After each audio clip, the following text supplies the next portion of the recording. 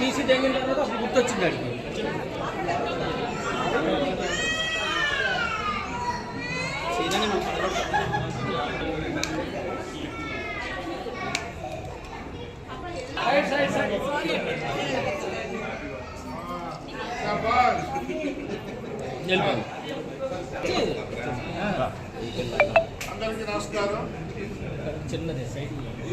అందరికీ నమస్కారం.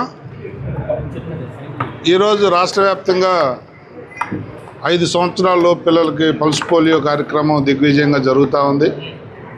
Health minister కూడా విశాఖపట్నంలోనే పార్టిసిపేట్ చేశారు. ఇప్పుడు నేను వచ్చేప్పుడు కూడా ఆయన కార్యక్రమంలో చూసి వచ్చాను.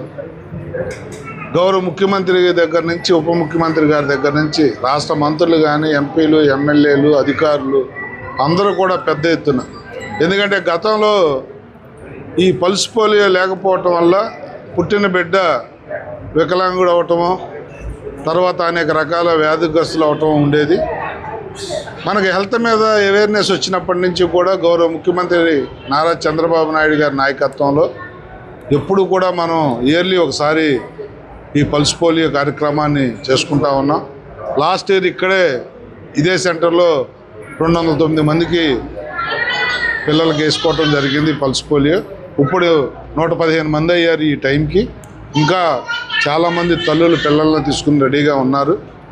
మేము మిమ్మల్ని కోరేది ఒకటే, ప్రభుత్వం పెద్ద ఎత్తున మీ ఆరోగ్యం పట్ల, మీ బిడ్డల ఆరోగ్యం పట్ల చూపిస్తున్న శ్రద్ధని సద్వినియోగం చేసుకొని అందరూ కూడా దీన్ని సద్వినియోగం చేసుకుని ఆరోగ్యవంతులు కావాలని చెప్పి కోరుతామని.